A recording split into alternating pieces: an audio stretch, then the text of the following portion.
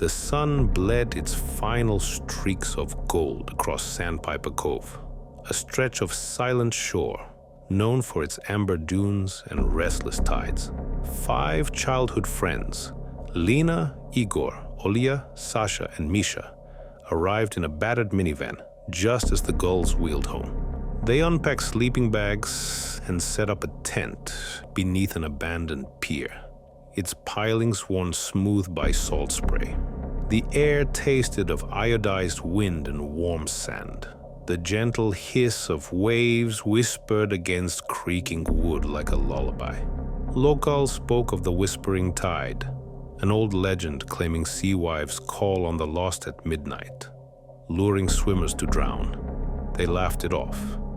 But night has a way of turning stories into warnings. As twilight deepened, they stacked driftwood and lit a fire whose orange tongues danced across the pilings. Driftwood crackled, sending sparks aloft like fireflies. They roasted fish caught earlier, the scent of sizzling trout and charred seaweed hanging heavy. Misha, never the daredevil, challenged them to an underwater scavenger hunt beneath the pier. "Find the lantern Dad lost out here years ago," he teased, twisting a seaworm necklace into his free hand. Out in the shallows, the sea swallowed their laughter. Moonlight swept beneath the pier, illuminating swirling plankton like drifting embers. Misha dove in, searching among barnacled pillars. Sasha gripped Igor's arm, her heart hammered like surf against the shore. Then the water stilled. A faint glow pulsed deep beneath the pylons. Sasha peered into the inky water and gasped. An oil lantern suspended by unseen hands, its wick aflame with an otherworldly green light. Misha surfaced, face pale in that sickly glow, seaweed clinging to his hair. He held the lamp aloft, its oily sheen sliding across his skin in eerie patterns. On the beach, they placed the lantern on a stump of driftwood. Its unnatural glow bent shadows into grotesque shapes. The bonfire's embers sputtered as though afraid. Salty sweat beaded on Lena's brow, trickling down her neck. Olya, digging her toes into the sand, uncovered a small shell carved with diamond facets, identical to the carvings on the lantern's handle. She held it up, the lamp flickered, winking as if acknowledging an old acquaintance. Suddenly, the wind died. The waves, once a gentle lullaby, went silent, flat as glass. Igor clicked his flashlight on, but it refused to spark. Sasha leaned toward the lantern, strands of her hair drifting in its glow, and felt a whisper brush her ear. "Sasha." She spun, empty night greeting her. Then again, from beneath the pier, "Come." Their camp chairs sat perilously close to the water's edge, as if drawn forward by an unseen tide. Misha laughed, but his eyes had gone black, voids that swallowed every sliver of hope. At the stroke of midnight, without a hand to twist it, the lantern's brass clasps clicked open. Its light flared, washing the beach in an angry green luminescence. From the depths under the pier rose a chorus of hollow moans, dozens of voices chanting a single name. "Misha, Misha." Misha stepped forward, water dripping from his limbs. His skin went translucent, revealing dark veins like tidal channels. Then climbing up the beach behind him, ghostly fishermen emerged. Barnacle-encrusted forms with gaping jaws and seaweed-matted hair. Each carried a lantern of its own, dead flames flickering inside. One hollow-eyed figure reached for Misha's shoulder. He tilted his head and smiled. A smile that cracked his jaw impossibly wide. "They've missed me," he croaked. Olya seized the lantern and hurled it at the doppelganger. The oil lamp shattered, light dancing across the surf. Instantly, that shape dissolved into a swirl of sea spray. The tide surged. In a frantic scramble, the real Misha lunged into the surf, wrapping his arms around Olya. But Sasha stood frozen, transfixed by a pair of lantern lights bobbing toward her. She bolted into the dunes, only to vanish into the tall grass as a spectral hand closed around her ankle, pulling her back to the whispering shore. At dawn, Igor, Lena, and Olya emerged from the dunes, traces of soot and seaweed in their hair, eyes hollow with terror. They carried the shattered remains of the lantern in trembling hands. On the empty beach lay 3 pairs of footprints, theirs, leading away from the water and at the water's edge, a single set of larger prints that ended abruptly. Weeks later, a ranger found the campsite abandoned, 4 sleeping bags unzipped, 1 tent half buried in sand, and the shore littered with driftwood chairs. The only sign of Sasha and Misha was a cruel message scrawled in the wet sand. 2 of 5. Now, if you camp under the old pier and listen at midnight, you may hear 5 voices calling out across the tide. Some answer and vanish without a trace. Others leave a pair of shells on the beach, carved in diamond patterns, hoping the sea forgets them. But the whispering tide never forgets.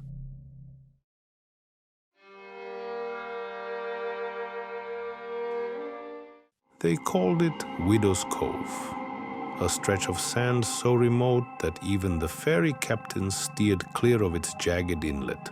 Legend said a lighthouse once stood on the headland, its light extinguished when the keeper's wife vanished into the sea. Now, only rusted pilings remained, half buried in dune grass. On a sweltering July afternoon, Emma and Victor crested the final rise of sun-baked sand, the Atlantic wavering beneath a haze of heat. Their rental, Corolla, rattled behind them, its windows smeared with salt spray. They planned a night of swimming beneath the stars and a dawn departure for the city. But Widow's Cove has a way of turning intentions into illusions. Victor hopped from the car, stretching long legs stiff from the highway. Emma followed, bare feet sinking into sand so hot it curled her toes. A breeze off the water carried brine and distant gull cries, but behind them lay a wall of pines, dark and silent. They pitched their single tent beside the dunes, unraveling blankets and unpacking a cooler. By twilight, the cove was a watercolor of lavender and ash. They waded into shallow surf, laughing as the water curled around their ankles. Victor dived beneath a gentle wave and resurfaced with a grin. Emma's phone lay abandoned on the hood. No bars, no hope of rescue if anything went wrong. When they returned to the car, Victor twisted the key, and nothing. The engine churned weakly, then died. He tried again. Dead. The headlights flickered, then faded entirely, leaving the beach bathed only in dying twilight. Emma's heart pounded. She tapped at the dashboard lights. No fuses had blown. The battery was inexplicably drained. They exchanged uneasy glances. "Okay," Victor said, voice low. "We'll just sleep here. I'll fix it in the morning." Emma forced a smile. It's just one night. But Widow's Cove doesn't listen to plans. Night fell in an instant. One moment the sky was a pale bruise. The next it was obsidian, pierced by starlight. The hush was profound. No crickets, no rustle of dunes, only their ragged breathing. Emma shivered despite the heat. She checked the phone again. Still no signal. Suddenly, down the beach, a flicker of torchlight glimmered. Then another, and another. At first, they thought it was a passing fishing boat, until the torches moved inland, weaving through the dunes in a line. silhouetted figures advanced toward them, arms outstretched. Victor rose to confront them. "Hello," his voice cracked. The figures halted, then split apart, stalking forward in pairs. Emma grabbed his arm. "Don't," she whispered. They bolted across the sand toward the tree line. The torches multiplied, half a dozen now, each flame bobbing like hungry eyes. The forest loomed ahead, an inky barrier of trunks and undergrowth. They ducked among pines, branches clawing at their clothes. Behind them, soft footsteps on sand. Too many. "Run!" Victor hissed. They darted deeper into the woods, sidestepping gnarled roots and stepping over fallen logs. Every so often, a torchlight would pierce the trees, followed by a low chant, words in a language neither recognized but vibrated with malice. They burst into a hidden glade, heartbeats pounding like war drums. In its center sat a crude stone altar, sea-smoothed rocks stacked in a rough spiral. The torchbearers formed a circle beyond the saplings. At the altar knelt a solitary figure, a woman in a soaking white dress, hair matted with sand. Her back was to them, shoulders slumped. Emma and Victor froze. The woman rose and turned, and Emma's blood ran cold. Her face was ashen, eyes black as deep water. A single curved scar traced her jawline like a slash from a shell. She lifted an arm, pointing at them with trembling fingers. The circle closed in. Emma backed away, but Victor grabbed her hand. They spun, crashing through underbrush toward the shoreline, torchlight snapping at their heels. The sand gave way to pebbles, then to wet sand slick with moonlit seaweed. Behind them rose a chorus of voices, chanting their names in slow, sorrowful tones. They reached the water's edge, waves licking at their ankles, but the circle was almost upon them. Victor splashed forward, dragging Emma into the surf. The cold hit them like shards of glass, but each step sank them deeper. Torchlight shone on the breakers, then vanished. They surfaced gasping, blades of moonlight dancing on the swell. Behind them, the forest stood quiet, empty, no torches, no voices, only the hollow roar of the ocean and their ragged breaths. At dawn, a lone lifeguard's jeep rolled down the access road and found the Corolla abandoned. Doors open, sand trampled in all directions. No sign of Emma or Victor, only two sets of footprints leading into the water, ending abruptly beneath the waves. Later that week, locals whispered of lights seen flickering between dunes at night, and of a pale woman crying for company in the surf. Some say the cove claimed new souls, tethering them forever to a tide that never lets go. Now, if you drive past the old lighthouse road after dark, you might glimpse headlights that stall mid-beach. And if you listen, you'll hear two voices begging for help, fading with each wave.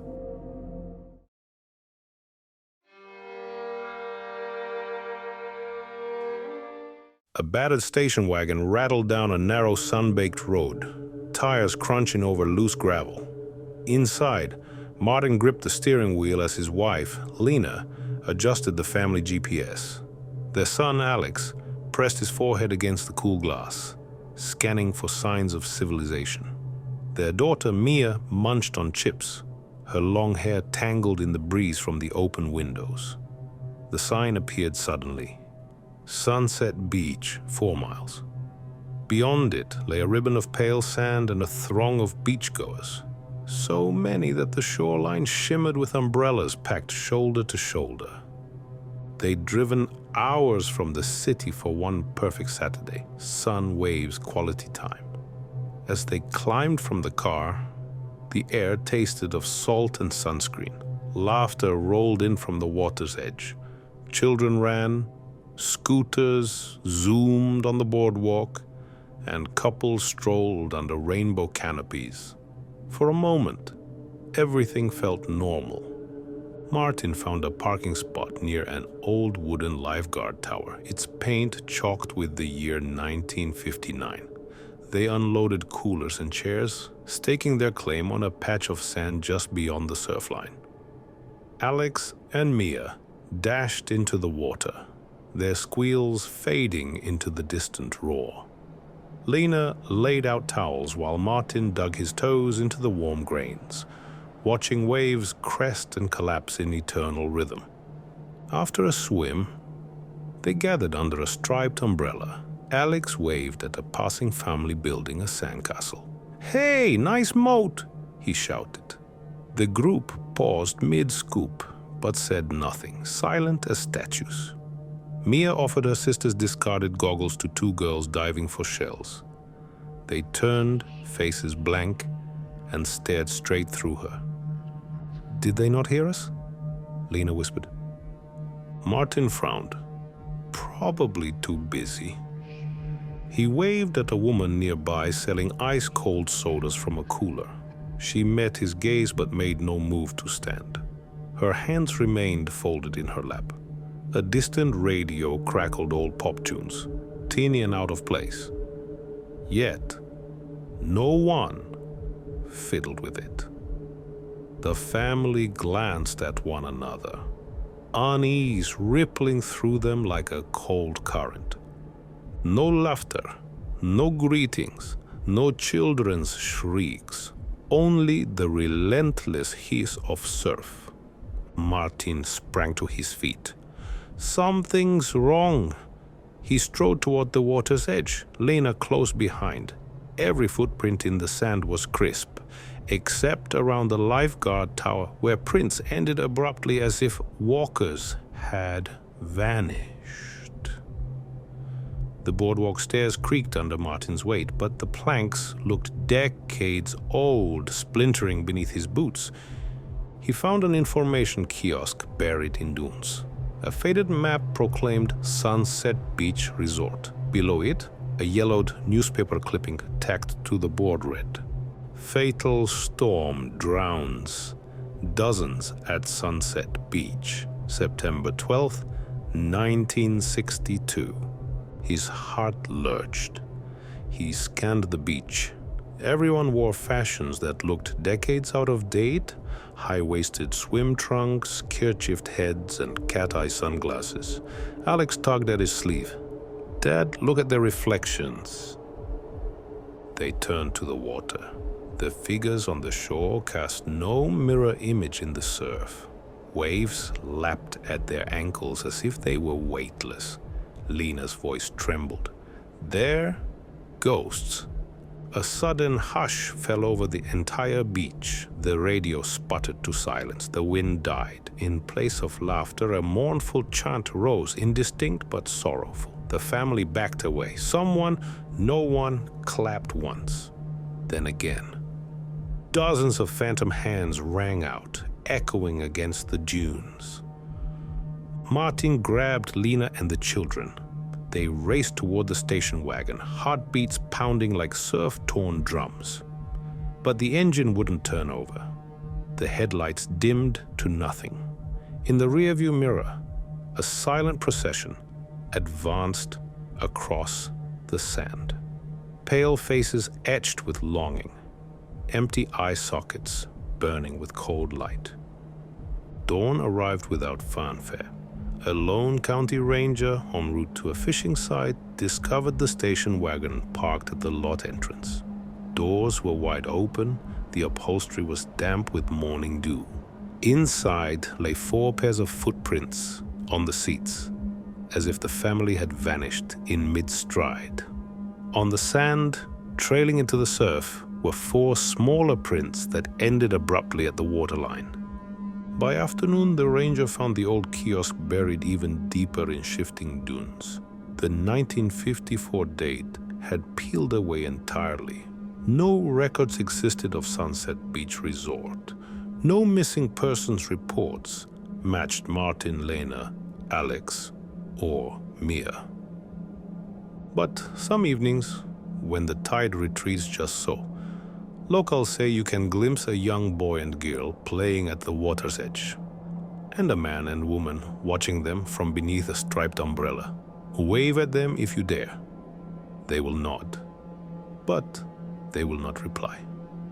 And as the last light bleeds from the sky, you may hear the soft echo of a family's laughter, stranded forever on the shores of a beach that time, and the living forgot. The screams of the forgotten wing. Kyle, an ordinarily effervescent high school student, finds himself a lone silhouette against the setting sun, confined within the sterile walls of a deserted classroom. His usual sparkle is dulled, replaced by a heavy sigh that echoes across the empty room. He's a misfit with a penchant for trouble, a reputation that led to his present predicament, a detention that stretched into after-school hours. Around him, old bookshelves gather dust, standing like tired sentinels of knowledge, while discarded papers litter the floor like forgotten confetti. His textbooks lie open, their pages filled with facts and figures that blur before his eyes. Ignoring them, he dives into a captivating virtual world on his smartphone, the adrenaline-filled battles offering a respite from his grim surroundings. His fingers dance on the screen, oblivious to the fading light outside. When the first scream reverberates, it's a jarring contrast to his digital gunfire, causing him to flinch. After the initial shock, he convinces himself it's a glitch in his game, or a remnant sound from a far-off horror movie. As the school building plunges deeper into twilight, a sinister stillness sets in, broken only by the intermittent screams that seem to grow in urgency. Shivering, Kyle begins his exploration, pushing open heavy doors, the hinges squeaking in protest against the intrusion.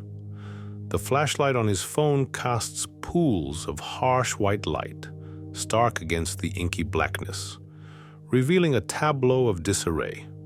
Overturned chairs, dust-coated blackboards, and aged trophies.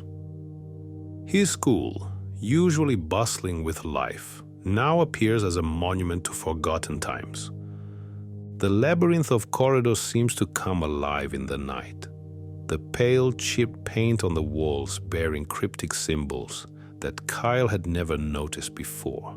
The symbols are archaic and terrifying, like illustrations ripped from a grimoire, a circle within a triangle intersected by jagged lines, eyes shedding singular tears, a serpent consuming its own tail. Each one appears to be etched with a desperate urgency, as if their creators were in a race against time. Their haunting presence seems to suggest they were more than mere doodles. They were warnings, pleas, or perhaps a story from a time that the school has long since forgotten. Intrigued and terrified, Kyle follows the trail of these symbols, like a twisted treasure hunt. His footsteps echoes through the deserted hallways, the sound swallowed by the musty carpets and drapes. The symbols lead him to the derelict and forbidden wing of the school, a place shrouded in ghostly whispers and warnings that he had always dismissed as mere schoolyard folklore. Now, in the palpable dread of the night, those tales take on a stark, haunting reality. The foreboding maze of abandoned corridors seems to contract around Kyle as he ventures deeper into the old wing. The musty smell of decaying wood and the chill dampness set his nerves on edge. The once familiar school has morphed into an alien landscape that reeks of forsaken stories. Suddenly, his flashlight beam flickers and lands on a terrifying spectacle, bringing his journey to a chilling climax. The spectral entity before him is the stuff of nightmares, a living manifestation of the whispered tales he had once dismissed. The creature hovers between the ethereal and tangible, its form a distorted reflection of a human silhouette. Its figure draped in spectral shrouds flickers like candlelight, casting shifting shadows on the decrepit walls. It bears no face, but for two gleaming orbs that serve as eyes, hollow pits of endless despair. In its mouthlessness, it emits the blood-curdling scream, a sound that resonates with the very walls of the old school building. At the sight of the apparition, Kyle feels a bone-chilling cold seep into him, far colder than the air around him. His skin prickles in fear, each hair standing on end, his heart beat a frantic tattoo in his ears. His breath catches in his throat and his legs turn to jelly. A guttural gasp escapes him, the sound swallowed by the creature's soul-piercing scream. The phone in his hand, his only source of light, feels heavy as dread solidifies in his veins. The sight of the spectral entity unfreezes Kyle's paralysis of fear, kicking his survival instincts into overdrive. He turns on his heels and bolts, adrenaline fueling his desperate sprint. Behind him, the creature lets out a chilling wail, echoing through the abandoned hallways as it gives chase. The spectral being moves with an unnatural speed, its wailing growing louder, closer. The school building, once a refuge, has become a haunting maze of terror, filled with shadows that seem to reach out for him. Kyle's heart pounds in his chest like a wild drum as he darts through the dark corridors. His lungs burn from the exertion and fear, but he pushes onward, the frantic echo of his footfalls serving as a morbid metronome. Desperation guides him towards the bathroom, a cramped space filled with graffiti-laden stalls and rusting pipes. He scrambles in, slamming the door shut behind him.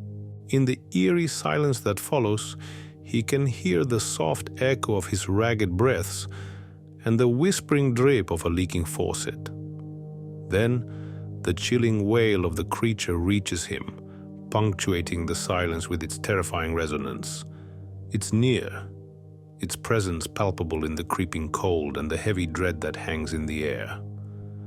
He fumbles with his phone, fingers slick with sweat, and dials for help.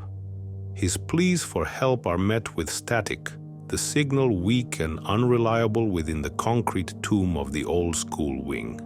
As a last-ditch effort, he records a voice message. His words, a trembling whisper of H is horrifying encounter. Suddenly, the bathroom door creaks open, the creature's spectral light spilling into the room. It's found him. Dawn breaks over the school building, painting the eerie spectacle of the previous night in a wash of soft morning light.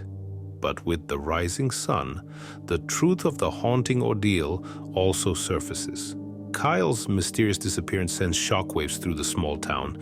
His frantic voice message, filled with cryptic pleas and terrifying wails, fuels the growing fear among the townsfolk. The school stands untouched, a grim monument in the heart of the town, its somber facade hiding a chilling secret. The digital ghost of Kyle continues to haunt his friends, his online gaming profile sending out automatic notifications, reminders of the friend they lost to the spectral entity. Months pass, but the sting of Kyle's disappearance doesn't fade. The forgotten wing of the school is cordoned off, its doors locked, but its spectral inhabitant seems restless. A new player enters this haunted stage, a bully notorious for his errant ways. After school, he decides to sneak into the now locked school as the setting sun casts long, frightening shadows over the empty classrooms. As twilight turns to night, a familiar scream echoes through the deserted corridors, reaching the boy. The chilling sound makes his blood run cold, fear prickling at his skin. He recognizes the sound, having heard it in hushed whispers and fearful rumors, the desperate scream of the school's spectral entity. As the spectral wail cuts through the night once more, it becomes chillingly clear that the school's grim tale is far from over. It's ready to claim yet another victim to its haunting legacy. The echoing slap of phantom steps. It was during a history lesson. Restlessness possessed me. A gnawing hunger ate at my insides. Mr. Namor, our teacher, abruptly left the room, disappearing into the corridor. In his absence, the classroom descended into chaos. Students bouncing around like pinballs, shouting, running amok, complete pandemonium. After Mr. Namor had instructed us to read a paragraph and then vanished, the real horror started. Unexpectedly, Mr. Namor returned. He didn't yell or berate us. He simply cast us a look that made everyone except me feel ashamed. He didn't utter a single word. Such a kind soul, classmates whispered. But I was indifferent to this. At the end of the lesson, nature called. I asked to be excused and off I went. The corridor was silent and dim, a stark contrast to the bright and sweltering outdoors. Making my way to the first floor, I entered the restroom. After a minute, the door slammed shut. Perhaps the wind shut it, I thought. Then came the sound of damp, bare feet slapping against the floor, much like a slithering octopus. A girl appeared dressed in grimy, torn clothes. She sat down, looking utterly dejected. I asked her, "What's wrong? Why are you crying?" "I'm being bullied in class," she replied, dropping her head onto her knees. "Who's bullying you?" I inquired, sitting next to her. "Everyone, even the teacher." "What about your parents?" "They just want me to leave them alone," she sobbed, tears splashing onto her jeans. I embraced her. "No one will bully you if you stop giving them attention." The girl fell silent and ceased her weeping. Suddenly, her face twisted into a menacing scowl. She began rummaging through her pockets, retrieving a shard of sharp glass. Abruptly, she stood up and lunged towards me, aiming for my neck. She missed her target, stumbling over her own feet. Terrified, I pushed her away and bolted out of the restroom. She was hot on my heels. Navigating the dark corridors was a daunting task, made all the more difficult due to my asthma, making the climb to the 4th floor a Herculean task. Yet she seemed to have a boundless supply of physical strength. The lights went out. How was I supposed to navigate? She was a monster. I steeled my nerves, tangling my fears into a tight knot. Suddenly, I spotted the girl's silhouette and heard her voice. "I'm so tired!" shrieked the crazed girl. Then came the slapping of her feet. Summoning all my strength, I kicked her and she tumbled down the staircase. Her head hit the floor with a sickening thud and she drew her last breath. I made my way back to the classroom unscathed. The school bell rang. We all bolted out of the classroom. I never found out what happened to the girl's body, but her spirit haunts me to this day. It's sitting beside me even now. As each school day, I hear the slapping of her phantom steps echoing through the school halls. The sealed ritual. Our story unfolds in a small, quiet college town that harbors a unique inhabitant, Sam, an introverted young woman who possesses a fascination for the occult. Her interest had started innocently as an adolescent when she stumbled upon an old, forgotten grimoire in the attic. It's no longer just curiosity, but an obsession. The rituals offer her a sense of control and purpose, something she has struggled to find in her mundane college life. Each night, in the seclusion of her room, she performs her enchantments, reveling in the inexplicable incidents that follow. A door creaks open, a window slams shut, a phone vibrates on its own. It's a thrilling game for her, one she's grown to cherish. This particular ritual that Sam decides to undertake isn't one she found in her trusted grimoire. No, this one was discovered during a deep dive into the darker corners of the internet, whispered about on obscure forums dedicated to the occult. It is said to invite a force from a plane beyond the human realm, an unimaginable entity that manifests reality-altering powers. Sam sets up her room as instructed. Red candles cast an eerie glow. Ancient symbols, painstakingly drawn on parchment paper, surround her in a circle.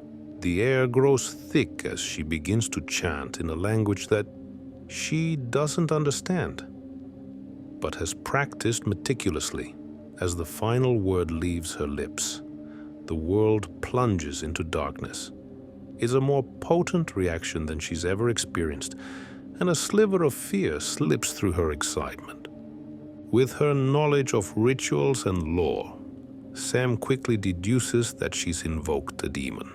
Each passing moment intensifies the haunting presence in her home. She can hear its growls, feel its rage seeping into the walls of her home. Fear claws at her, but her survival instincts kick in. She decides to confront the entity, to send it back to where it came from. Her path to banishment is riddled with obstacles, each room of the house presenting a different, terrifying manifestation of the demon's powers. She experiences horrifying hallucinations, feels the chill of its presence and the weight of its gaze. Yet she perseveres, using her knowledge of the occult to protect herself and find a way to reverse the ritual. The battle with the entity drains her, pushing her to the brink of madness. But she remains resolute. In the cold light of dawn, Sam steps outside, her body aching, her mind weary. The air feels fresher, the world somehow more vibrant after her night of terror. She glances back at her house, seemingly unchanged on the outside. But she knows it'll never be the same for her again. The echoes of the entity's growls, the chill of its presence, the horrifying hallucinations, they all linger in her memory, a grim reminder of the perilous line she crossed. Despite the fear and the near catastrophic outcome, Sam feels a strange sense of liberation. She had faced the darkness, fought it, and survived. She realizes the tremendous responsibility that comes with dabbling in forces beyond her understanding. This experience leaves her with a newfound respect for the rituals and a resolve to abandon her reckless pursuit. Days turn into weeks, and then months. Life finds a semblance of normalcy again, but Sam's nights are no longer filled with rituals and whispered chants. Her grimoire, once her most prized possession, now lies in a locked trunk in the attic. The thrill of the unknown has been replaced by a comforting predictability. But the shadows of the past are never too far away, her experience serving as a haunting reminder of the terrifying abyss that lies just beyond the veil of reality. The Unholy Assembly. Steve, our protagonist, is an ordinary 13-year-old boy living with his mother in a small town, nestled within an encompassing tranquility. His mother, a devout woman of faith, often found solace and hope in the local church's stained glass beauty. She would weave tales of divine interventions and miracles, her voice filled with the enthusiasm of a true believer. These stories spark a fascination in Steve that goes beyond the typical Sunday sermons. Hushed rumors circulate the town, whispers of strange gatherings taking place within the church's hallowed walls after the sun dips below the horizon. It piques Steve's curiosity. The idea of unmasking a secret, especially one as exciting as this, thrills him, enough to formulate a plan to sneak into the church at night. With every step Steve takes deeper into the church's hallowed interior, he can feel the air growing heavier, more charged. His eyes land upon a horrifying spectacle. Hooded figures form a circle. A terrified animal lies at the heart of this assembly, a clear offering to whatever entity they're attempting to summon. Then, with a final unified chant, the figures collapse onto the cold marble floor. From the crumpled bodies rise grotesque forms. The beings are hulking and menacing, their bodies a terrible fusion of beast and man, with scales, horns, and claws, eyes that glow a sinister red, and mouths that stretch into a cruel, fanged grin. Their guttural roars vibrate through the church, a testament to their power and monstrosity. As Steve watches the horrific transformation in paralyzed terror, a lone pebble slips from his trembling fingers, clattering noisily on the stone floor. The sound seems to echo, a stark disruption in the grim silence. All at once the creatures turn towards him, their glowing eyes piercing through the shadows. His heart skips a beat. Realization and fear grip him. He breaks into a sprint, bursting through the church doors and into the chilling night. The monstrous forms of the transformed cultists give chase. Steve's heart pounds in his chest as he bolts through the twisting alleyways, the sound of his pursuers getting closer with every passing second. He slips into an abandoned house nearby, slamming the door behind him. Panting heavily, he scurries to hide as the first of his pursuers arrive. The house creaks and groans under the weight of the demons. Their growls echo through the desolate structure. Steve dodges them room by room, floor by floor, barely escaping their grasp multiple times. But it's a nightmarish game of hide and seek that he's bound to lose. As Steve hides in the shadows, he grapples with his fear and guilt. The curiosity that led him here now feels like his greatest mistake. The house offers a temporary refuge, its creaky floorboards and drafty halls making it harder for the creatures to pinpoint his location. But luck eventually runs out for Steve. The once safe hiding spot is now his trap. The demons corner him, their ghastly forms towering over the petrified boy. In the terrifying final moments, Steve is dragged back to the church. The cultists, restored to their human forms, prepare him for sacrifice. Their faces twisted in a macabre expression of triumph. As the ritual knife is raised, the church's grand clock chimes midnight, its toll echoing Steve's impending doom. After his disappearance, whispers of Steve's late-night adventure turn into rumors of his sacrifice, adding another chilling tale to the church's growing lore.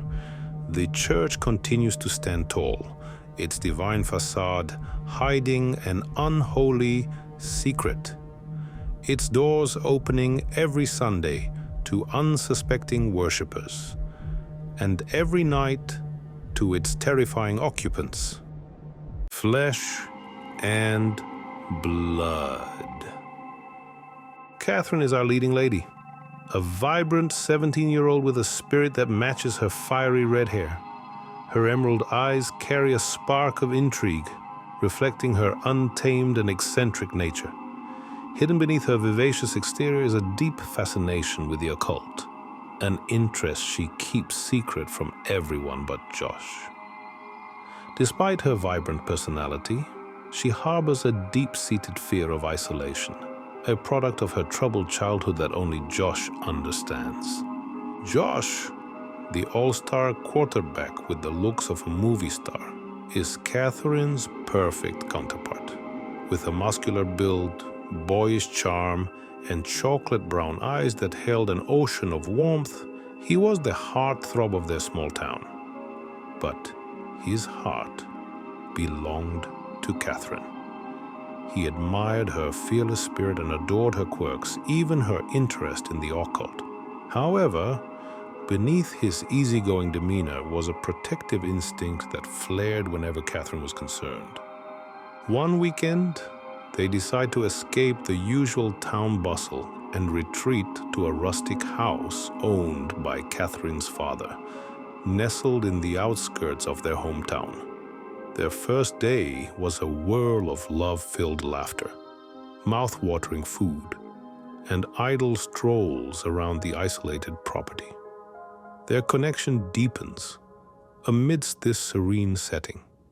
The following day, as they reveled in their intimate escapades, they were disrupted by an eerie noise emanating from the ground floor. A mix of curiosity and concern propels Josh to investigate, only to find nothing out of place. Their momentary alarm fading, they resume their time together, dismissing the noise as a figment of their imagination.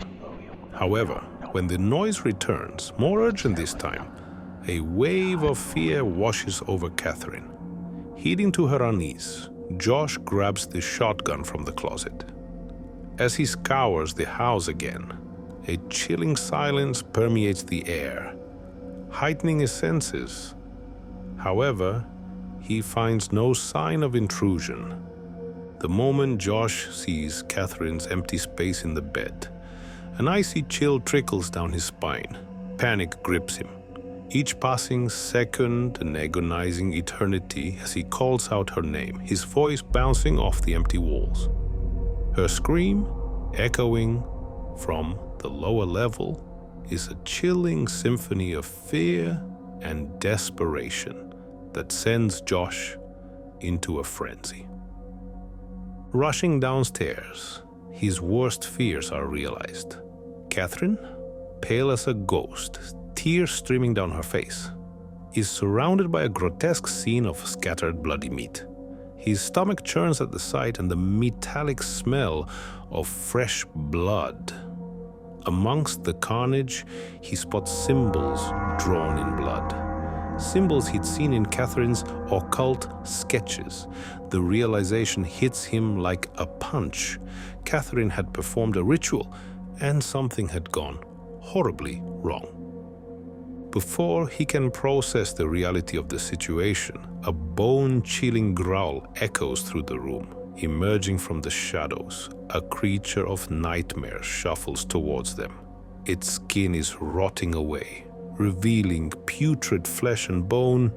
Its eyes, devoid of life yet filled with a hunger for the living, send shivers down Josh's spine. A zombie. Josh raises the shotgun, aiming at the creature even as his hands tremble.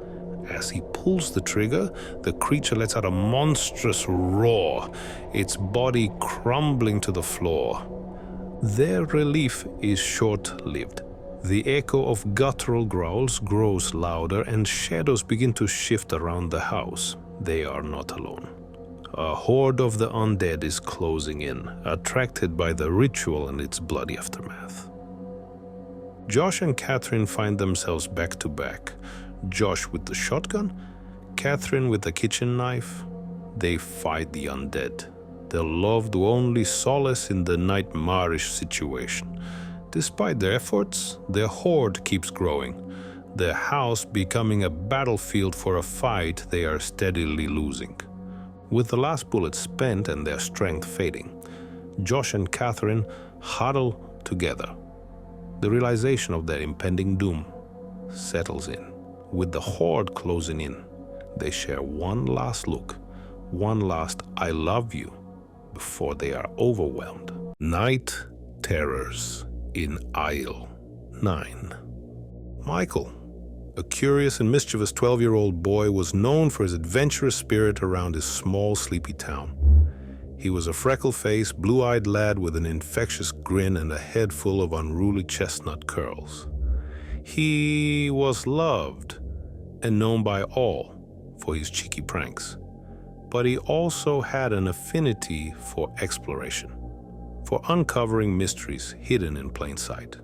His latest adventure, spending a night in the 24-hour Walmart on the outskirts of town, a behemoth of consumerism that took on a completely different character when the night fell.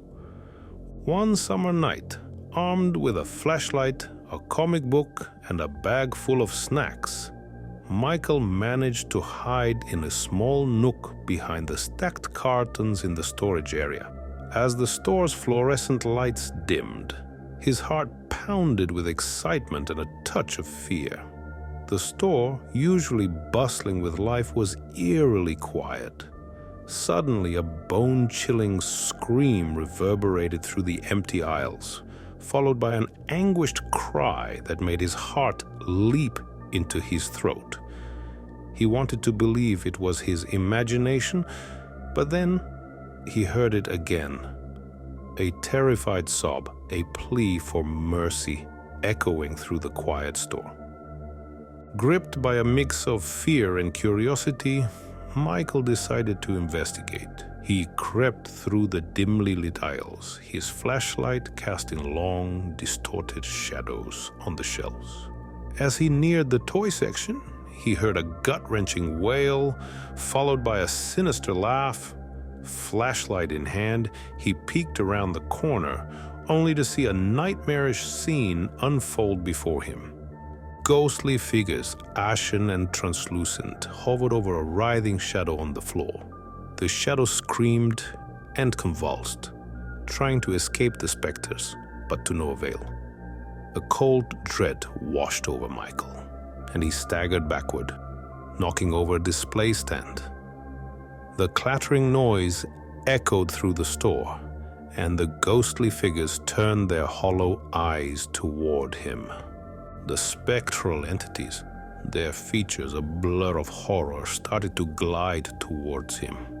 Michael, driven by pure fear, sprinted through the aisles, his heart pounding in his ears. He heard their wails growing louder, the cold touch of the supernatural brushing against his back as he narrowly escaped their grasp. He slipped into a narrow space between two vending machines, his small frame hidden from sight. He listened, heart pounding as the spectral wails receded, their pursuit called off. He remained there, shivering and scared, until the first rays of dawn. With the break of dawn, the store came back to life. Workers started to refill the shelves, customers trickled in, and the normalcy of the day washed away the horrors of the night. Exhausted and shaken, Michael slipped out of the store, vowing to never set foot inside after sunset. Yet, as he left, he could still hear the faint echo of the chilling wails, a grim reminder of the night he'd spent in Walmart. Nocturnal terrors at Walmart. Anna, a 24-year-old woman with sun-kissed skin and warm chocolate-brown eyes, was a diligent employee at her local Walmart. She was known for her infectious laughter and helpful nature, always eager to assist customers with their shopping. However, due to a recent financial crunch, she found herself unable to pay for her room. With no other option, she decided to stay overnight in the store's storage room. A decision that would set into motion a nightmarish chain of events. The store had a different aura after it closed for the day. The lights dimmed, and the usual hustle and bustle were replaced with an eerie silence. Anna initially enjoyed her stay, walking around the closed store, feasting on assorted snacks, and even trying on clothes she could never afford. Her fun evening took a dreadful turn when she decided to leave the storage room and venture into the main hall. There she saw two masked men, unmistakably robbers, looting the cash registers. Her heart pounded in her chest as she whipped out her phone to dial 911, but a firm hand snatched her phone away. The third robber, his eyes cold and menacing, tied her up, her pleas falling on deaf ears. Anna found herself at the mercy of the three thieves who were discussing what to do with her, when a menacingly tall figure emerged from the shadows. His face was hidden in the dim light, but his imposing presence was enough to send chills down her spine. He lunged at the robbers, overpowering them with brute force, leaving them unconscious on the floor. Relief washed over Anna, who thought her savior had arrived, but the feeling was short-lived. When he turned towards her, the dim light revealed a blank space where his face should have been. Fear struck her like a bolt of lightning, and she screamed, her voice echoing through the deserted store. The faceless man lunged at her, but Anna, summoning every ounce of courage, broke free from her ties and ran. She raced through the empty aisles, her heart pounding in her ears. She hid in different parts of the store, evading her faceless pursuer with narrow escapes. However, her run came to an end in the toy section. As she hid behind a shelf, the faceless man appeared, cornering her. The faceless man reached out to grab her, but Anna fought back with the toy she found near her. She ran again, but this time she was too slow. The man caught her, his cold grip sending shivers down her spine. As she was dragged away, the store's morning staff found the scene of the struggle, including the unconscious robbers, leading to a police investigation that would go on for months. But Anna was never seen again, her fate unknown, and her memory lingering in the quiet Walmart store like a ghost. Lurking shadows of aisle 13. Carter, a middle-aged man with deep-set eyes and a rough beard, had been the security guard at the local Walmart for as long as anyone could remember. As stern as his appearance might be, his colleagues knew him as a jovial and reliable individual. He had stories for days, but one that no one ever believed was that of the unusual happenings at the store after hours. Intrigued by his own experiences, Carter decided to investigate these strange occurrences, not realizing he was about to encounter a chilling supernatural reality. As twilight set in, Carter finished his usual rounds, ensuring everything was locked up for the night. The store was calm and quiet, a stark contrast from its usual bustling self. It was during these hours he had often noticed strange occurrences, items misplaced, unusual sounds, and once a chilling whisper in his ear when no one was around. A shudder ran down his spine as he recalled the incidents. Tonight, he decided to conduct his own investigation, starting with aisle 13, where most disturbances were reported. The aisle was dimly lit, the flickering tube lights giving it an eerie appearance. His heart pounded as he began to patrol, his eyes scanning the shelves meticulously. Hours passed in silence until Carter reached the end of the aisle. Suddenly, he heard a crash behind him. Whirling around, he found a pile of cans on the floor. Confused, he went to clean up, but he felt a cold gust of wind that made him freeze. A chilling whisper echoed, "Leave! Now! Carter's blood ran cold. He was about to run when he saw a shadowy figure emerge at the end of the aisle. It was tall and vaguely human-like, but composed entirely of shadows. Fear gripped Carter, but he held his ground. The figure lunged at him and he ran, his footsteps echoing throughout the store. The chase ensued through the labyrinth of aisles, with Carter desperately trying to escape. The creature was relentless, smashing things and screeching in an otherworldly voice. Carter ran, dodging fallen products until he reached his security office and slammed the door behind him, panting heavily. Outside, the creature pounded on the door, its strength rattling the frame. Carter huddled in a corner, praying for the sunrise.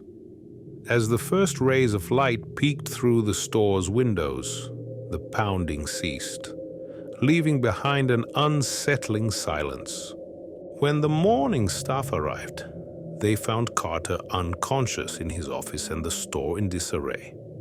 As he later narrated his terrifying encounter, he was met with disbelief and concern. No tangible evidence of the creature was found, and his story was dismissed as a product of stress. However, every night, as the clock struck midnight, a chilling whisper could be heard in aisle 13, followed by a trail of displaced items, a constant reminder of the store's haunting secret. Though Carter never saw the creature again, he knew it was still lurking. A lurking shadow waiting for its next unsuspecting victim. The late-night call. In a quiet suburban neighborhood, Clara was alone in her house scrolling through her phone when she heard a loud knock at the door. It was well past midnight, and she wasn't expecting anyone. Nervously, she approached the door and peered through the peephole. A man in a police uniform stood outside, his face obscured by the dim light.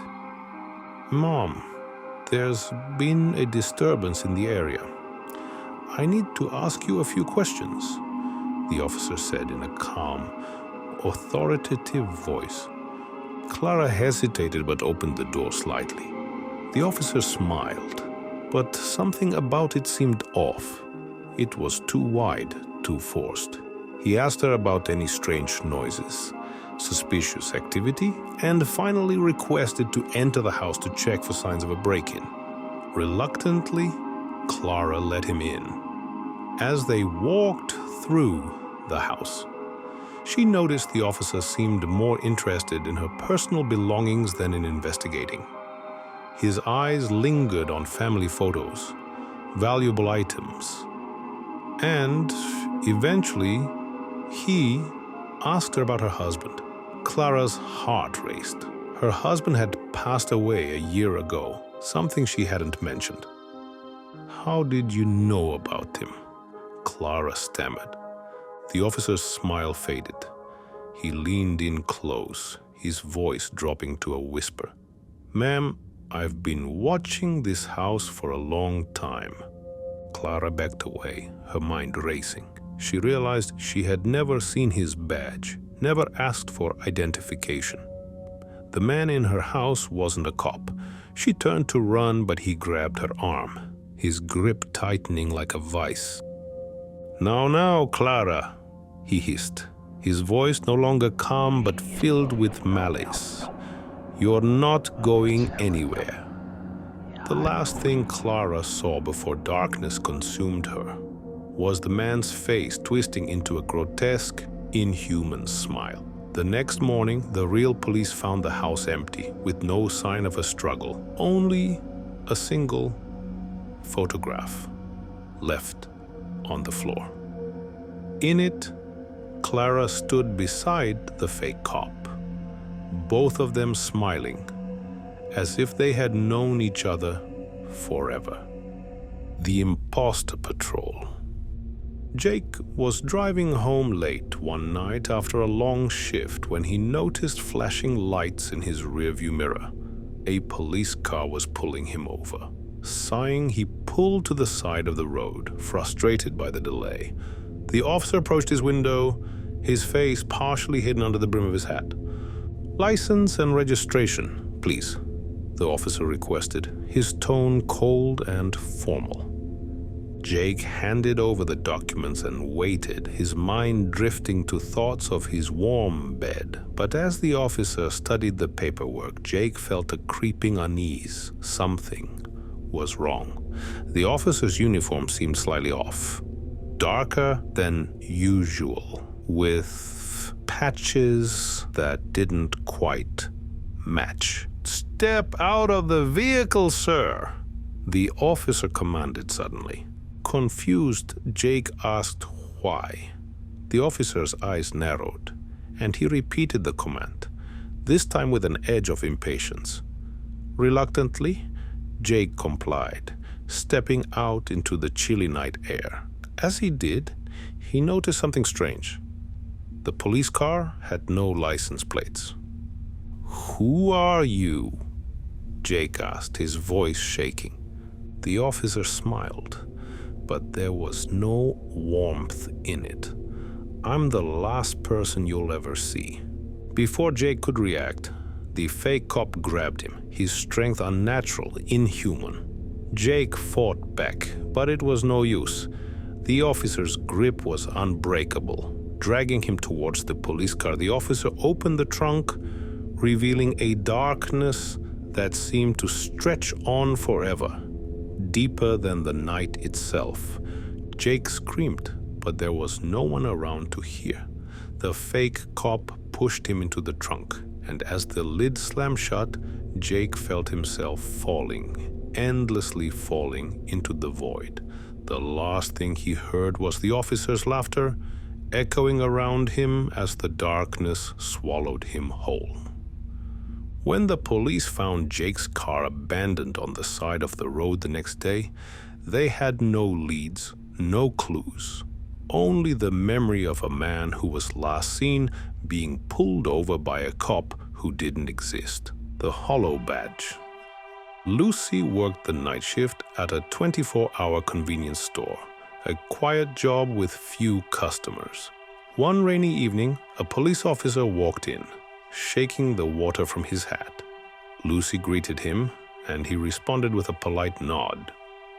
He was tall, with a stern expression, and his badge glinted in the fluorescent light. "Everything all right, officer?" Lucy asked, trying to make small talk.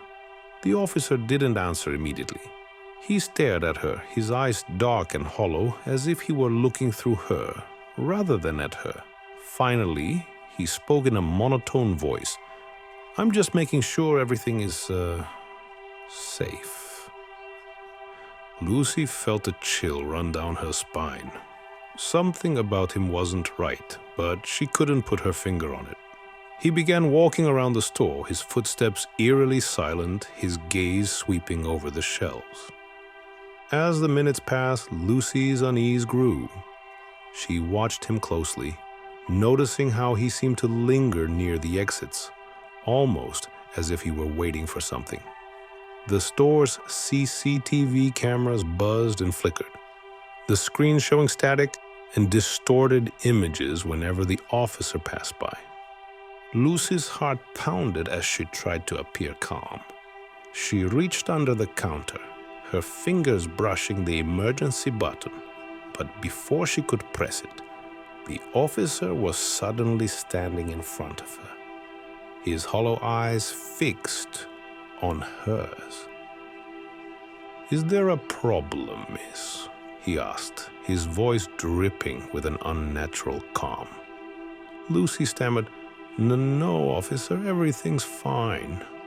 He smiled then, but it wasn't a comforting smile. It was cold, predatory. "Good," he said, "because you wouldn't want to see what happens when things aren't fine." With that, he turned and walked out of the store, disappearing into the rain-soaked night. Lucy exhaled, her hands trembling. She checked the CCTV footage, but the cameras had recorded nothing. No sign of the officer, No proof he had ever been there. The next morning, Lucy found out that a police officer had been killed in a hit-and-run accident near the store several months ago. When she saw the photo of the dead officer in the newspaper, her blood ran cold. It was the same man who had visited her last night, the same hollow eyes staring back at her from the photograph. The echoes in the woods. Josh stood at the edge of the familiar forest, the place where his father had taught him everything about the wilderness. The towering pines whispered secrets in the wind, and the earthy smell of moss and pine needles brought back a flood of memories. Every summer, they had camped here, away from the noise of the town, away from everything but the chirping crickets and the crackling campfires. But now, with his father gone, the forest felt different. It was still the same place, unchanged, timeless. But to Josh, it felt both comforting and alien, like revisiting a dream long forgotten. As dusk began to settle, he pitched his tent in the small clearing they had always used. The trees seemed to close in, creating a cocoon of darkness. The silence was almost oppressive, broken only by the occasional hoot of an owl. But Josh found solace in it. This was where he felt closest to his father. He built a small fire and sat by it, watching the flames dance, lost in thoughts of the past. The first sound came just as he was drifting off to sleep. It was subtle, almost indistinguishable from the rustling of leaves, a faint whisper carried by the wind. Josh dismissed it as his imagination and pulled the sleeping bag tighter around himself. But then he heard it again, clearer this time, a low murmur that seemed to circle the tent. Josh, he froze. The voice was distant, yet unmistakable. His name whispered as if carried on the breath of the forest itself. He listened intently, holding his breath, but all he could hear was the steady crackle of the dying fire. Must be the wind, he muttered to himself, though his voice betrayed his uncertainty. He lay back down, forcing his eyes shut, willing himself to sleep. But sleep wouldn't come. A scream tore through the night, sharp and piercing. Josh sat bolt upright, his heart hammering in his chest. The scream was followed by another, and then another, overlapping and echoing through the trees. It was impossible to tell where they were coming from or how far away they were. Josh, the whisper came again, closer now, almost inside his head. It was his father's voice, or at least it sounded like it. But that couldn't be.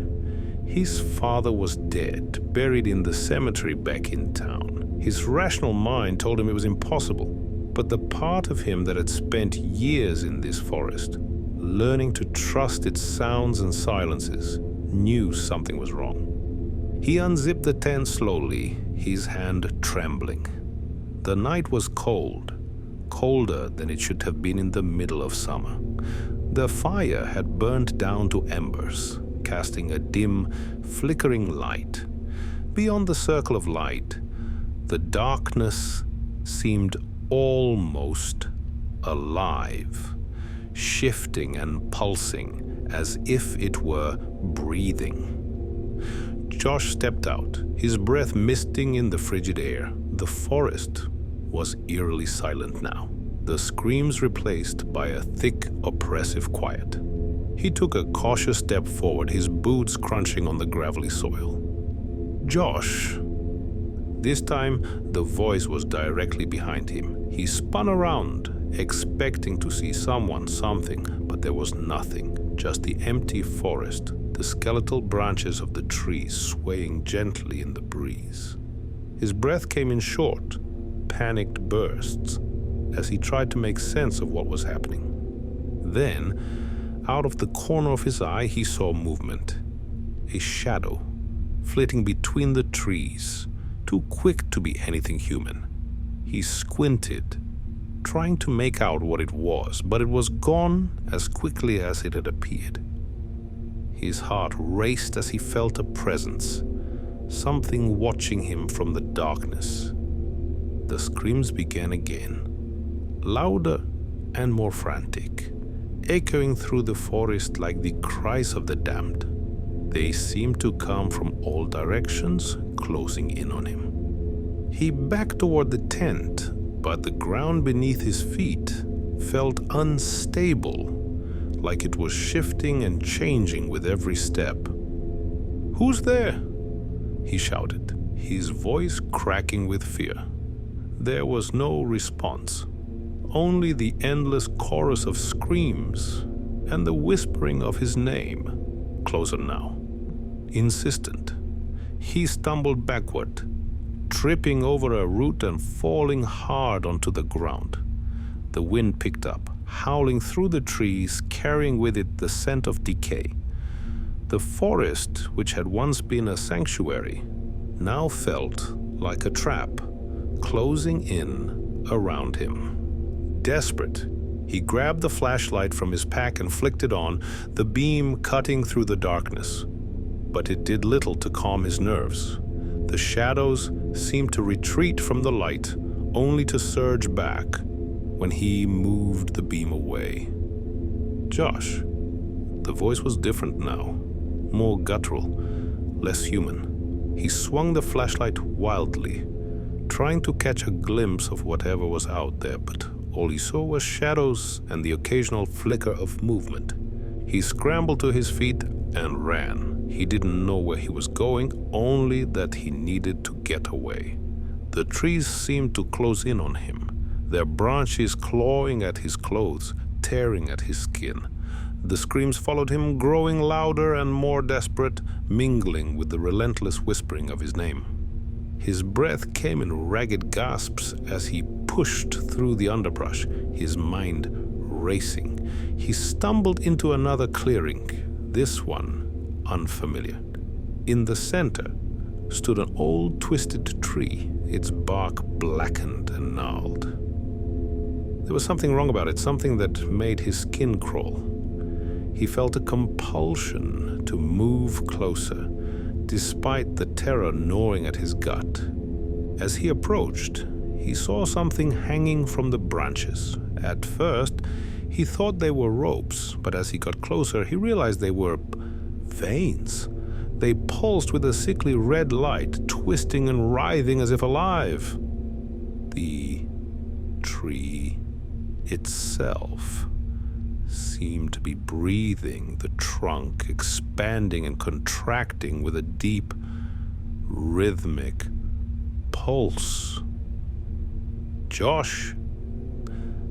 The whisper came from the tree this time, a deep rumble that vibrated through the ground. He took a step back, his instincts screaming at him to run, but his feet wouldn't move. The veins began to untangle themselves from the branches, snaking down toward him, reaching out with a predatory intent. And then, just as they were about to touch him, everything went silent. The screams, the whispers, the wind, all gone, replaced by an absolute, suffocating quiet. The veins froze in place, inches from his face. For a moment, time seemed to stop, and then, with a sickening lurch, the tree split open, revealing a hollow interior. Inside, suspended in the darkness, was his father, or what was left of him. His face was twisted in a grimace of pain, his eyes wide open but lifeless, his body entwined with the pulsating veins. Josh staggered back, his mind unable to process what he was seeing. This couldn't be real. It couldn't be his father.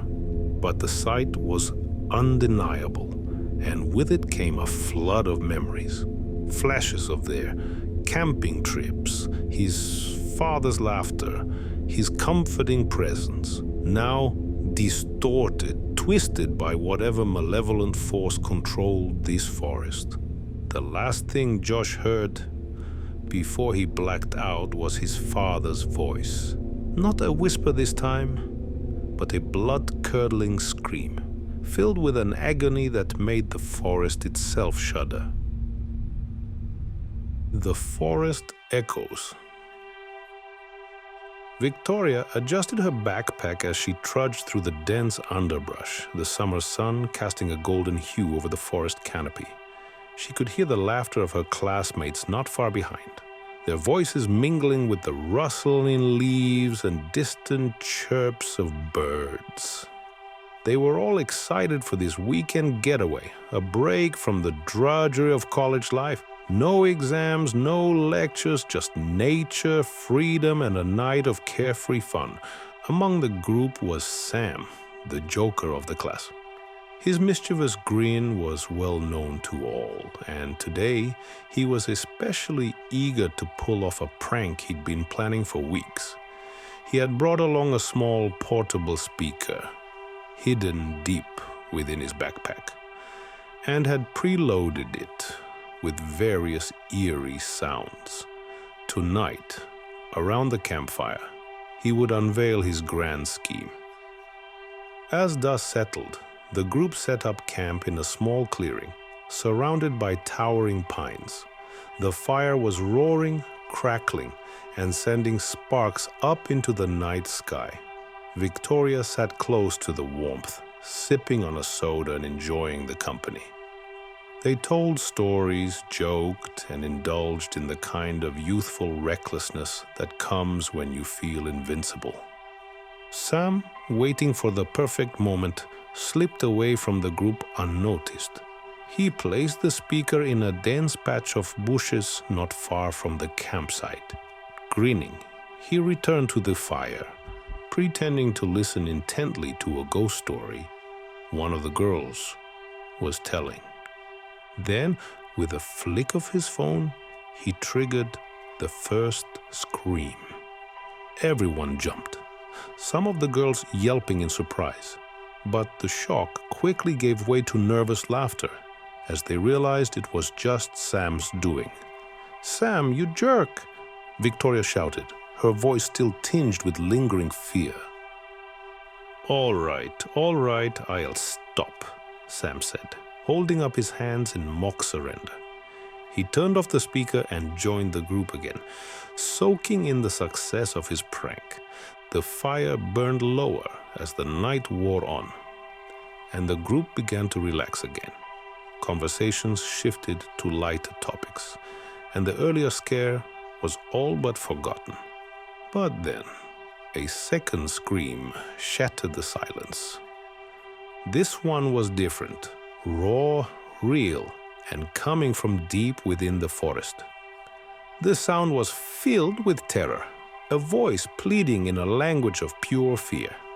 For a moment, no one moved. Then they all looked at Sam, who was sitting just as frozen as the rest of them.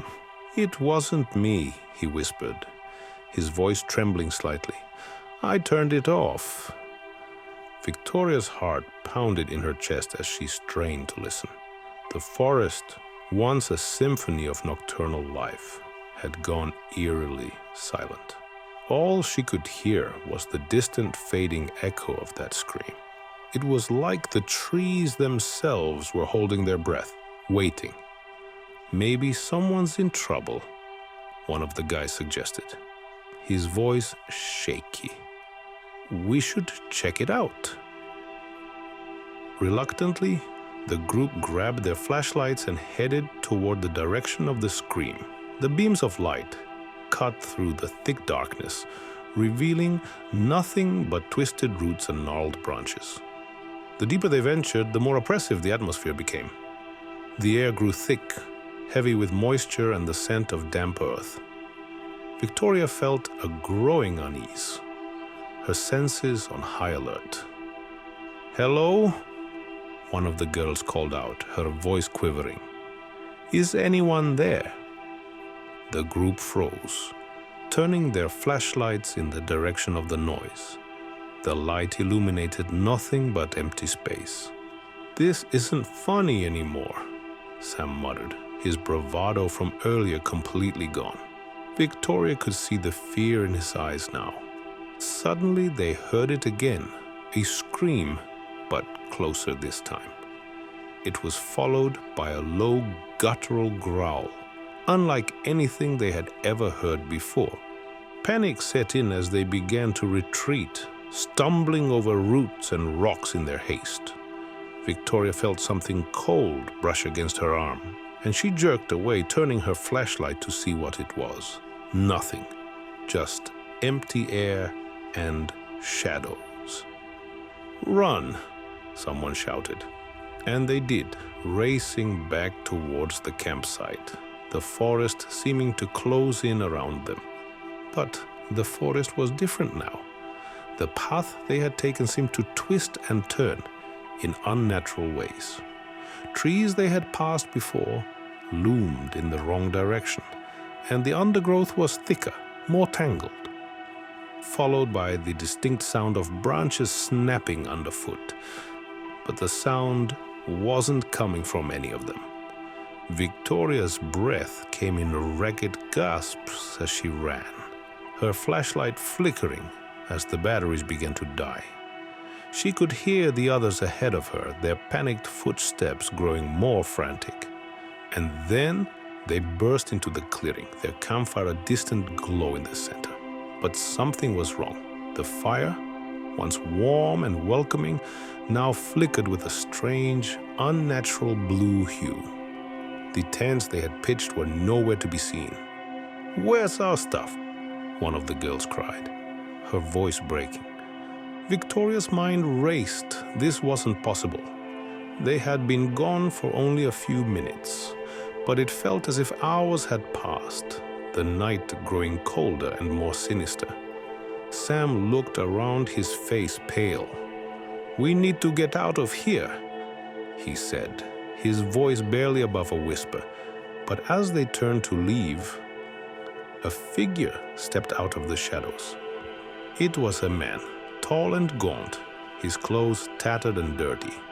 His eyes were hollow, as if he hadn't slept in years. He opened his mouth to speak, but instead of words, a scream erupted from his throat. The same scream they had heard in the woods. Victoria's blood ran cold as she realized the truth. This man, whoever he was, had been the source of the screams. But something was terribly wrong with him. His movements were jerky, unnatural, as if he were a puppet being controlled by unseen strings. "Run!" Sam shouted again, but it was too late. The figure lunged at them, moving with inhuman speed. Victoria screamed as she felt a cold hand grasp her wrist, yanking her back toward the darkness. The forest echoed with their screams, a chorus of terror that faded into the night as the firelight flickered out. The sinister people behind the door. Let me get this straight from the start. No, I do not believe that my family's house was haunted back then. However, one thing is for sure, no matter what the reason was, something sinister had targeted me during the summer of 2006. It all began during one of those nights when my 9-year-old self preferred playing with a game, handheld with low volume instead of sleeping. At some point around 2 in the morning, my ordeal started out of the blue. I heard the door slowly open and quickly hid the console under my pillow, which literally muted the device as I faked being asleep. With care, I then opened one eye just enough, expecting to see my mother, the single parent of the house, checking on me to ensure I was asleep, but instead, the door just remained partially open. I waited for at least 4 minutes, which felt like forever, thinking she already saw what she needed to while my eyes were closed and hoping to see her close the door. When I was fed up with waiting, I decided to get out of bed and close the door silently. However, the moment I approached, the door was violently slammed shut. Later in the morning, by mere fear of snitching on myself, I avoided mentioning any of it to my mother, expecting she would then assume that I was awake the whole time. I went about my day, doing what kids do, and during the night I was back to business with the game handheld. Once again, around 2 in the morning, the door slowly opened. "Well, Josh, you know the routine?" I thought, confident and executing the usual choreography to deceive my mother.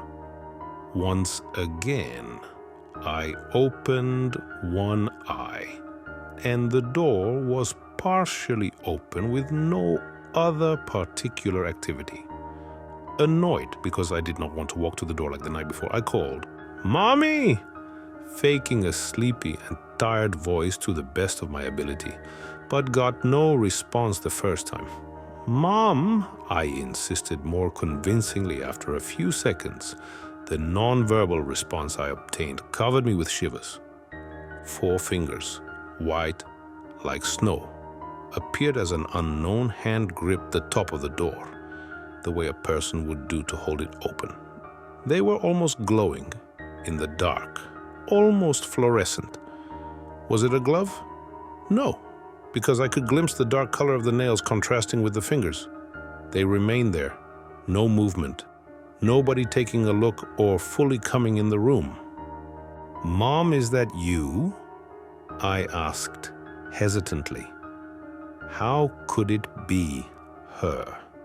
I knew for a fact that my mom had a personal reason for never painting her nails, so they were never that dark. I called again, worried at this point, and in response, a second set of 4 similar fingers appeared at the very bottom of the door, as the intruder unnaturally gripped the door with his other hand, I assumed. I began hyperventilating, mustering the strength to scream for my mother at this point. But when I tried, only a whimper came out of my mouth instead. In response, a third set of 4 similar fingers appeared in the middle of the door near the handle. "Mommy," I heard multiple people say at the same time. At least, this is how I can describe what I heard. It was as if they miserably tried to imitate me, frightening me instead. I just screamed. The 3 hands quickly retreated behind the door, which was then violently slammed shut by the intruders. A few seconds later, my mother stormed inside the room. She just reassured me that it was nothing and opted for me to sleep beside her in the main bedroom. Nothing else happened that night. And having my mother with me meant no more furtive nocturnal gaming, but at least 100% safety. How wrong I was. About 2 days later, I was peacefully sleeping one night with my back glued to my mother's chest and belly when I was suddenly awakened by a strange noise. I opened my eyes and immediately looked at the door from where I was without moving an inch and witnessed a vision of horror.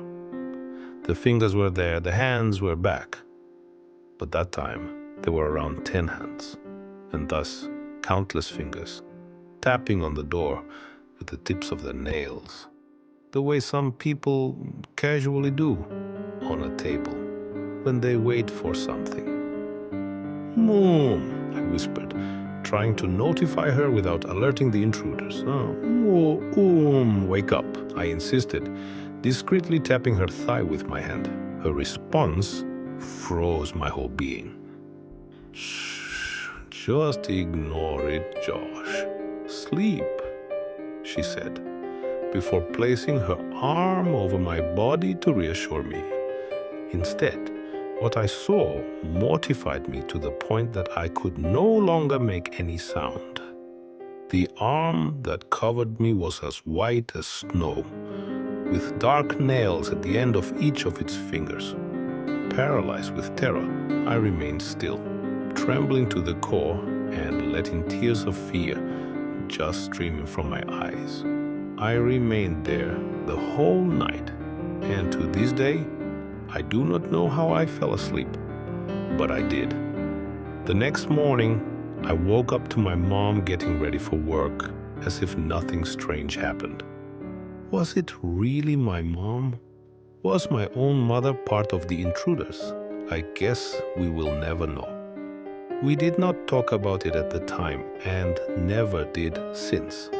I requested to go back to my room the same day and opted for barricading my door every night.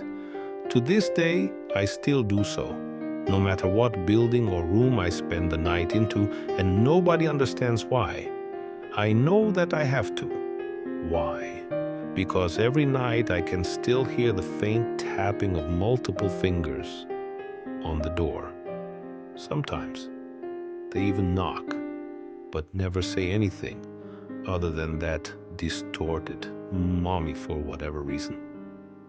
I just know that I should never come face to face with the sinister people behind the door. Killer husband.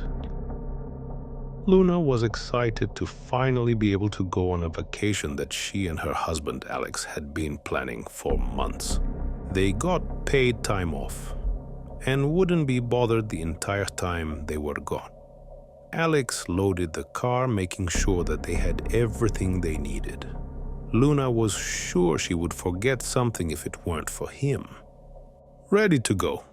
Alex asked, opening the car door for his wife, who nodded with a smile and sat in her seat. During the car ride, Luna enjoyed the scenery of the different colors of the autumn leaves which littered the branches. Sunbeams cut through the trees, making her squint her eyes even with sunglasses. It was such a beautiful day that she knew nothing could go wrong. Arriving at the hotel, she went inside to check them in while her husband unloaded their bags from the car. "Reservation under heart, please," she told the front desk clerk. Alex brought in the bags, and an attendant pulled around a bell cart for them. "Ah yes, heart in the single-bed honeymoon suite," the clerk confirmed, typing on their keyboard, preparing the keycards, and handing them to her. Later that day, they had dinner reservations at a restaurant, and Alex found the waiter overly friendly with his wife, which caused him to be a bit perturbed. "Honey, is something the matter?" Luna asked, concerned to see the expression on her husband's face change. "Everything's okay," Alex assured her with a smile, reaching out and gently holding her hand. She breathed a sigh of relief and returned his smile, intertwining their fingers. Even though he eased her mind, she couldn't quite put her finger on it, but something felt off. Of course, her husband had always been the mysterious type.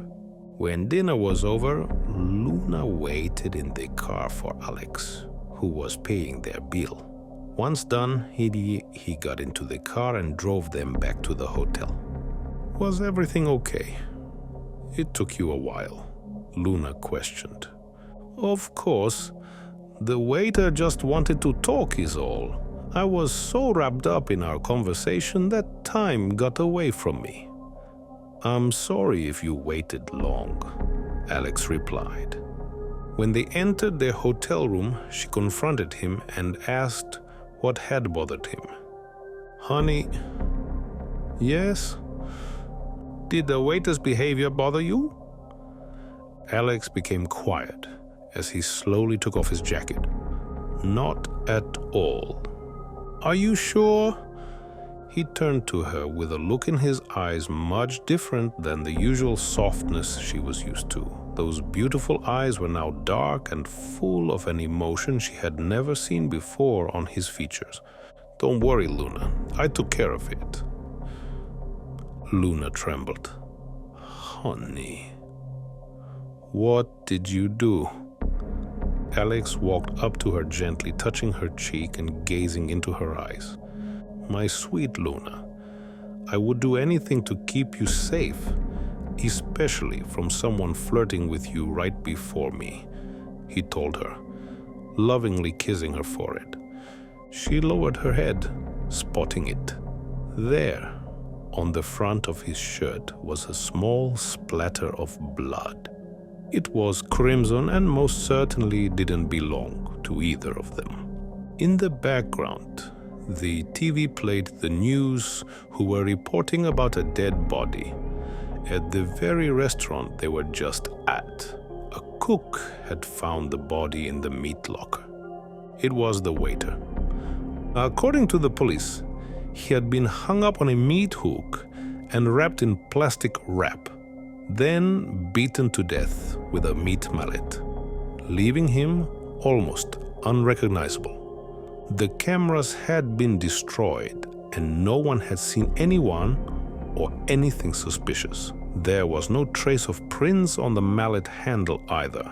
Whoever had done this was very good at covering their tracks, as if they had done this many times before. Luna knew, though, who had done this. Just like all the other strange reported murders, it was her husband behind it, all driven by jealousy.